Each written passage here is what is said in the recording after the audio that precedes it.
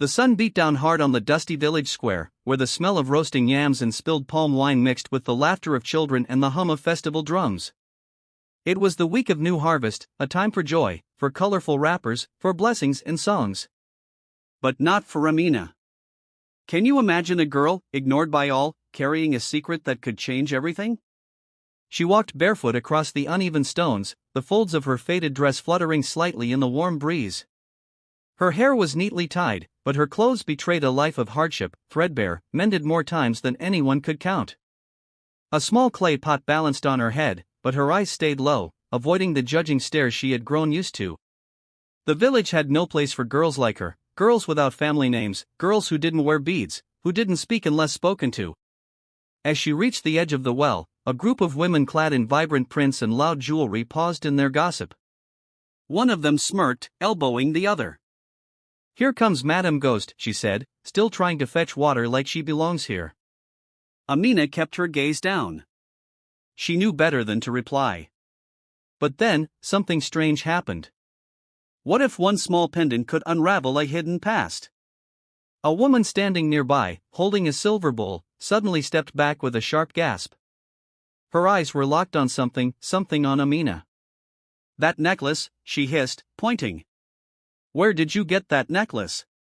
Everyone turned. Amina instinctively clutched the small pendant that hung just below her collarbone. It was beautiful, oval-shaped gold with an inlaid blue stone, glowing faintly in the sunlight. But it had always just been hers. She had found it hidden years ago, worn it quietly ever since. Now the stares were sharper than before, curious, hungry, suspicious. Stay with innocent stories to uncover the mystery behind this necklace. Amina backed away slowly and turned down the path toward the forest edge where her hut stood, her heart thudding. She didn't know why that woman had reacted like that. She only knew it meant trouble. What she didn't know was that someone else had seen it too. On the other side of the square, leaning against a weathered palm tree, a tall man in a simple brown robe stood frozen. He looked like a traveler, dust-covered boots, satchel over his shoulder, a walking stick in one hand. But the way he held himself, his posture, his quiet intensity, revealed more. This wasn't a common man. This was Prince Zubri, recently returned from the kingdom of Barani's far-off coast, traveling in secret to see his land for himself. And he had just seen something he never expected. The necklace. It was the very same one he had once clasped around the neck of a girl named Nia, his best friend, the only person who had ever made the palace feel like home. Until the fire, until the screams in the night, until she vanished. And they all told him she had perished with her mother in the blaze. But that necklace, there were only two like it in the entire kingdom. One was buried with his grandfather. The other? He stared after the girl in rags disappearing into the trees. Could it really be her? Or was this some cruel trick of fate? Either way, he was going to find out. Years ago, before the weight of crowns and customs settled on his shoulders, Prince Zubri was just a curious boy who hated the cold marble silence of the palace. He found comfort not in scrolls or scepters, but in the laughter of a girl who wasn't supposed to matter. Her name was Nia, daughter of a palace healer. She wasn't allowed near the golden dining halls or silk-draped windows. But that never stopped her. She scaled garden walls, raced barefoot through the royal orchard, and dared to speak to the prince as if he were just a boy, not the heir to a kingdom. Zubri adored her for it. She taught him how to climb trees. He taught her how to read ancient scrolls by candlelight when no one was looking. They carved their names into a fig tree near the South Tower, hidden from the guards. The only thing more secret than their friendship was the gift he gave her on the eve of his 12th birthday, a gold necklace with a blue stone that shimmered like moonlight, his grandfather's pendant. "If we're ever lost from each other," he whispered, placing it gently around her neck, "this will help us find our way back." She'd grinned, fearless. "You won't lose me." But fate had other plans. The fire came without warning. Smoke poured from the servant quarters at midnight. The guards shouted. The palace bells rang. Zubri raced through the chaos, screaming Nia's name. All he found was the scorched remains of her mother's quarters. No sign of her. No answers, just ash. The queen, shaken, held her son tightly. "She's gone, my son." She and her mother were inside. The king was less forgiving. "You will speak no more of her. Do you understand? A prince does not mourn a servant." Zubri never forgot. He kept her memory locked behind his eyes, a wound dressed in silence. Years passed. He grew taller, stronger. His voice deepened. His mind sharpened. But nothing healed the emptiness left by her absence. Until now. Now, standing in a village miles from the capital, disguised as a traveler, he had seen her pendant again. It wasn't a replica. It was the pendant. He had spent years searching for a trace of her quietly through palace records, secret inquiries. Nothing. It had always felt like trying to remember the shape of a flame long after it's gone cold. But that girl, she had Nia's fire in her eyes, buried deep, but still burning. Still, Zubri couldn't afford to act rashly. If he revealed himself now, if she was not Nia, but merely someone who found the necklace, it could undo everything. The queen might deny him again. The elders might accuse the girl of theft. The kingdom, still steeped in old rules, would never understand. He needed to be sure. He needed answers. Who is she? Where had she come from? And how in all the corners of the world did that pendant end up around her neck? Prince Zubri adjusted his satchel, pulled his hood tighter, and began walking toward the forest path she had taken. The truth had been buried in fire and silence. But now, it was flickering back to life. Amina had long stopped counting the days. Time in Madame Nala's hut was not measured by calendars or seasons. It was measured in chores, in bruises, in silences too loud to name. She wasn't born into the house. Not really. She was brought there, a fevered child with no memory and no name anyone cared to speak. Madame Nala, who had once worked in the palace kitchens, took her in not from kindness, but from ambition. Even dirt can shine, polished, she would sneer, pulling at Amina's tangled hair. "You'll fetch us something good one day." Amina became the shadow in the home, cleaning, cooking, washing her cousins' feet, stitching their dresses, and tending to their sickness. She ate only when leftovers were granted, slept by the fire like a dog, and was never allowed to join the other girls during festivals or village games. Madame Nala's daughters, two loud, spoiled girls named Biba and Luma, wore beads and bright wrappers, cackling at Amina's quiet face and bony shoulders. But as the years passed, something began to worry Madame Nala. Amina grew beautiful. It was a quiet beauty, the kind that bloomed in secret. Her cheekbones sharpened, her eyes became steady pools of night, and her hair coiled in soft, untamed waves. Suitors began to linger at the hut, pretending to ask for water, casting glances at the wrong girl. Madame Nala would slap her afterward. "Keep your eyes down, witch. Don't tempt fate." But the worst punishment came the day Amina discovered the necklace. She was sweeping the far corner of the hut under a rotting reed mat when she felt something odd, a soft bundle wrapped in old cloth. Curious, she unfolded it and found a necklace unlike anything she'd ever seen, gold, a shimmering blue stone at its center. It was cold and warm at the same time, like a memory half remembered. Madame Nala saw it and lunged, snatching it from her hands. "Where did you get this, you thief?" she screamed. She tried to yank it over her own daughter's neck, but it wouldn't clasp.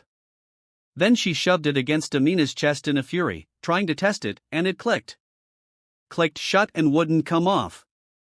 They tried everything, knives, oils, even the village healer's powder. Nothing worked. It was as if the necklace had chosen her. Word spread fast. Whispers curled through the village like smoke. "Amina wears a cursed pendant," they said. "It must be a spirit's gift. Maybe she's possessed." She was always strange, that one. From then on, she hid it beneath her dress, beneath her breath. But it pulsed quietly, like a second heartbeat. On most days, she almost forgot it was there. But that morning, while rushing to fill the water pot, she'd forgotten to cover it. The sun had caught its golden edge, and now the world saw. Now she could feel it, something shifting in the air. The village had stared at her like never before. There was fear in their laughter, recognition in their scorn. That night, as she lay curled on the thin mat near the fire, she held the pendant in her hand and whispered, "What are you? And who? Who was I?" No answer came. But far away, a prince was already searching. The following morning, the village square buzzed again, but not just for the festival. A new trader had arrived, setting up a modest herbal stand beneath the shade of a baobab tree. He wore plain clothes, carried pouches of dried leaves and strange oils, and leaned heavily on a carved walking stick. To most, he looked like any traveling apothecary. But beneath the dust and the worn robe was Prince Zubri, playing a careful game. He watched everything: the way villagers laughed too loudly, the way Madame Nala swatted her daughters for flirting with strangers, the way Amina slipped in and out of the crowd like smoke, always quiet, always alone. By mid-morning, he'd drawn a small crowd. People wanted balm for their sore backs and teas to bring sleep. When Amina passed by, carrying a basket of cassava roots for Madame Nala, he called out to her. "You there, girl," he said, limping slightly.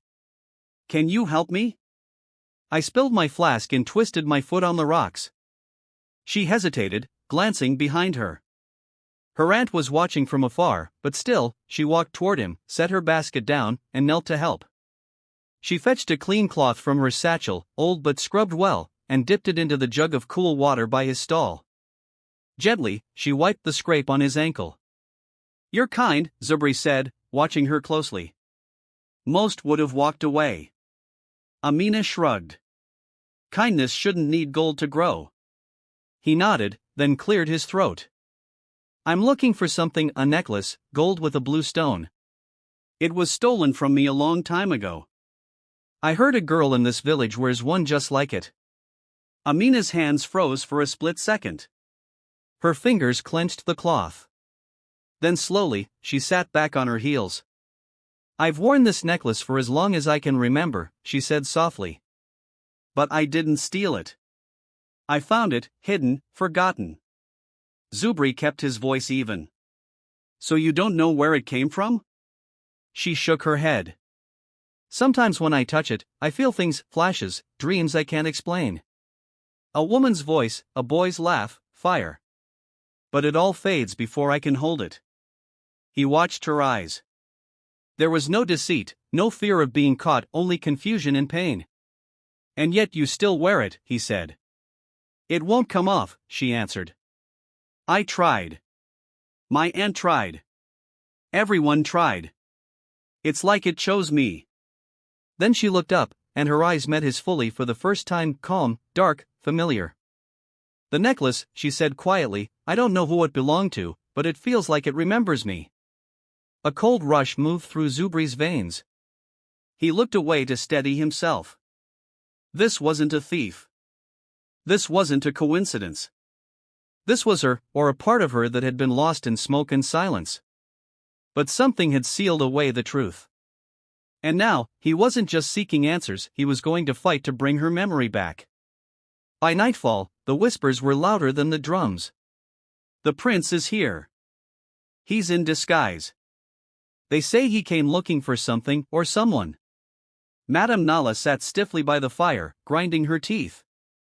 Her eyes darted toward the back room where Amina slept on a straw mat, curled beneath a thin cloth. That necklace, that cursed golden thing, it had drawn attention again, the same attention she'd buried years ago. Madame Nala had once worked in the palace. She knew what that pendant was. Only members of the royal bloodline carried such a piece, a talisman forged by the old seers, given to heirs and soul-bonded companions. The day she found it clutched in a toddler's fingers during the aftermath of the servants' quarters fire, she knew what it meant. She should have left the child to die. But greed made her foolish. She thought she could raise the girl, sell the pendant, and gain favor at court. But the necklace refused to budge from the child's neck, almost as if it had chosen her. Now, after all these years, the prince returns, and he'd seen the girl. Madame Nala couldn't afford the truth to rise, so she chose another path, destruction. That night, she shook her daughters, Biba and Luma, from their sleep. "You want rich husbands, jewels, soft beds," she hissed. "Then listen carefully. At dawn, we go to the elders. We tell them she stole from the palace a royal pendant. If the prince sees her as a thief, he'll never ask questions. He'll favor us, maybe even choose you. Biba hesitated. But what if he finds out? He won't, Madame Nala snapped. The truth burns only if you leave it in the sun. Just before sunrise, 3 guards arrived at their hut, armed with orders from the village headman. Amina, daughter of no known house, the leader barked. You are hereby accused of stealing royal property. Amina blinked awake, confused and shivering. What? I didn't steal anything. They yanked her to her feet. You'll speak before the prince. Let him decide. Villagers had gathered outside, dressed in festival clothes, but eager for scandal. They cheered as the guards dragged her through the square. Which girl? She bewitched a prince. Thieves don't deserve mercy. Madame Nala followed behind with fake tears and a trembling voice. We took her in from the wilds, she said to anyone listening. Fed her, clothed her, and this is how she repays us. Prince Zubri stood quietly near the tree where his herbal stand had been. He was no longer pretending. He wore a simple blue sash, a subtle royal mark. The crowd hushed when he raised a hand. I'll hear the accusation myself, he said. The guards bowed. Your Highness, the girl was found with an object matching the description of a royal pendant. It's enchanted. We believe it was stolen. Zubri's face remained unreadable. And who accused her? Madame Nala stepped forward, eyes gleaming with false humility. I did, my prince. I only wanted to protect your family's honor. She lowered her voice. She's a liar. We took her in out of pity, but she is not what she seems. Zubri looked at her for a long moment, then said softly, I agree. A murmur spread through the crowd, but then he added, she is not what she seems, and that is exactly why I will speak to her alone. The guards stepped aside. The prince walked forward, and Amina, trembling and confused, raised her eyes to his. Something inside her flickered again, not fear, not shame, something else, recognition. The palace chamber was silent, a high-ceilinged hall borrowed for the trial, its stone walls echoing every footstep, every breath. At the far end, beneath a simple royal crest, Prince Zubri sat, not in a throne, but on a wooden chair carved with vines and stars. No robe, no crown, just his presence. Amina was led in, wrists bound loosely with cloth. Her eyes, hollow with exhaustion, scanned the room but found no sympathy, only whispers, only judgment. But she stood tall. Even in bare feet, even in tattered fabric, she stood tall. Zubri didn't speak right away. Instead, he rose from his chair and approached her slowly, calmly. Then, without a word, he reached into his tunic and removed something small, a chain, slightly dulled by time. On it hung a golden pendant, identical in shape and size to the one around Amina's neck. The room inhaled as one. He held it near hers. And as if pulled by fate, by memory, by something beyond this world, the 2 pendants clicked together. A magnetic force snapped them into place, forming a perfect seal. The gold shimmered. The blue stones pulsed once with soft light. Amina staggered. Her eyes widened. Then everything came rushing back, her mother's voice singing lullabies in a garden of healing herbs, a red ball rolling across a marble floor, the sound of laughter, hers and a boy's, beneath the fig tree behind the palace. And then the fire, screams, smoke choking the sky, hands yanking her away. Madame Nala's hands. No, please. Mama. Mama. Running. Hiding. Names erased, a necklace buried, a childhood stolen. Her knees buckled. She caught herself just in time. Tears filled her eyes, spilling before she could stop them. My name is Nia, isn't it? She whispered, broken and breathless. Zubri stepped forward, his voice barely above a whisper. Yes, you are Nia. A gasp rippled through the chamber. Even the guards, trained to remain stone-faced, faltered. Zubri turned to face the gathered villagers and officials. She is no thief, he declared. She is the daughter of the royal healer. She is my childhood companion, and she was taken, hidden by the very people who claimed to protect her. Before anyone could respond, the heavy double doors creaked open, and in stepped the queen. She wore no crown, but her silence commanded the room. Her gaze swept the chamber, landing on Nia with an expression that was not shock, but confirmation.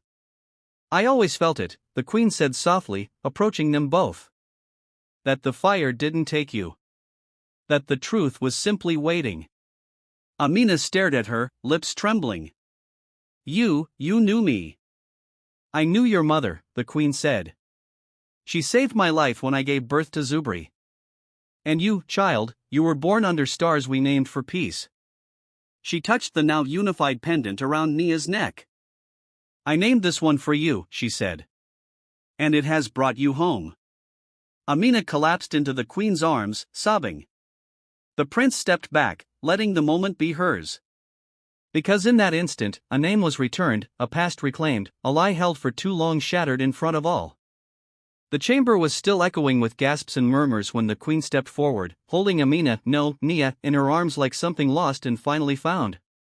She did not cry, but her grip was firm, reverent, as though she feared Nia might vanish again if she let go too soon. Then the queen turned to face the crowd, her voice cutting through the silence like morning light. "Let the truth be spoken at last." She looked at Nia with gentleness, but her gaze sharpened as it rose to scan the room. "Her name is Nia. Her mother, Quesa, was my healer, my confidant, and my dearest friend. The very day Zubri was born, it was Quesa who placed him in my arms. But palace corridors are not only filled with gold and laughter. They echo with envy, whispers, poison." She glanced at the pendant. Quesa was banished under false charges made by jealous rivals who feared her influence. I was too weak to stop it. And before I could call her back, the queen's voice trembled. Just once, the fire came. A sharp voice rang out from the back of the chamber. "Lies." All eyes turned. Madame Nala had stepped forward, her face contorted in a mask of desperation and fury. "She's a fraud. This girl, she was nothing when I found her. Starving, cursed." But the queen did not flinch. "You forget, Nala," she said coldly. "I remember your face. You served in the lower quarters. You were dismissed for hoarding silver and spreading gossip." Zubri raised a hand. A scroll was brought forward, old, sealed with wax. "After the fire," he said, "we conducted an inquiry. It was rushed, conveniently closed. But I reopened it, and the testimony of 2 former guards points directly to you, Madame Nala.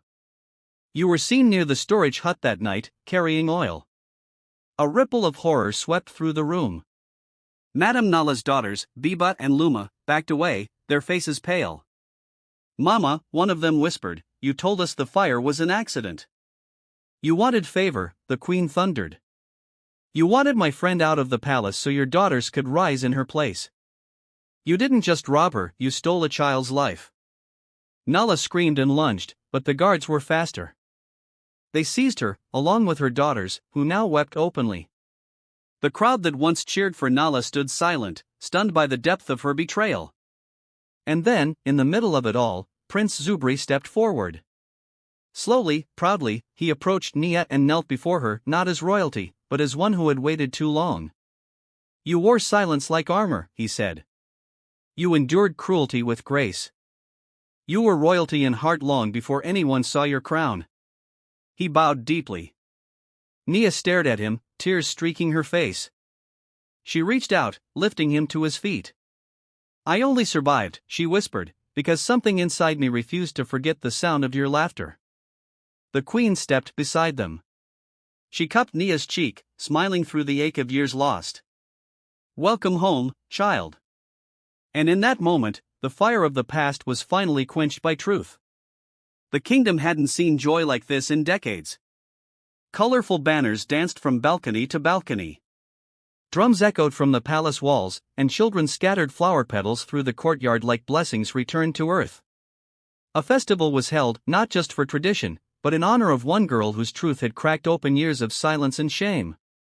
Nia stood at the center of it all, her hair woven with blue ribbons, her skin radiant under the afternoon sun. The royal pendant, once hidden beneath her dress, now shimmered openly across her chest, not as an ornament, but as a declaration. The queen had offered her anything: land, title, even a chamber in the royal wing. But Nia had quietly declined. "I'd like to go back," she said, "to the village where I lived in silence, not to forget it, but to heal it." And so she did. Weeks later, in the same village that once mocked her, construction began. What was once a crumbling shed near the forest's edge became a sanctuary, a house of healing, named after her mother, Quesa. She built it with her own hands, each stone placed with purpose, each herb planted in memory. She treated the poor, the shunned, the forgotten. She fed hungry mouths and taught young girls to read. She gave the outcast a place to belong. No one laughed at her anymore. But some still whispered, not with scorn, but awe. "That's the girl who turned shame into strength. That's the girl who wore memory like a crown." And one evening, as the sun sank low and laughter filled the healing gardens, Zubri arrived. He didn't come in gold. He came in plain clothes, carrying 2 cups of mango drink and a single carved wooden box. "I didn't come as a prince," he said, smiling. "I came as the boy who once gave you a necklace and waited for the girl who would wear it home." He opened the box. Inside was a simple ring, no jewels, just a single engraving: "Found, not lost." Nia's hands trembled as she took it. She didn't answer with words. She only nodded, eyes glistening. Later that night, in the same garden, she walked barefoot through rows of herbs and children's laughter, her dress trailing softly behind her. Music played: flutes, drums, the clap of dancing feet. Women who once turned away now bowed. Men who once cheered now stepped aside with respect. And around her neck, still glowing faintly in the moonlight, was the same pendant, the same gold. But now it wasn't mistaken for stolen treasure. It was a memory returned, a truth no longer silenced. They mocked her for wearing gold on bare skin. But they didn't know it wasn't gold that made her royal. It was truth. And truth always finds its way home. Don't miss more heartfelt tales. Subscribe to Innocent Stories for stories that touch the soul.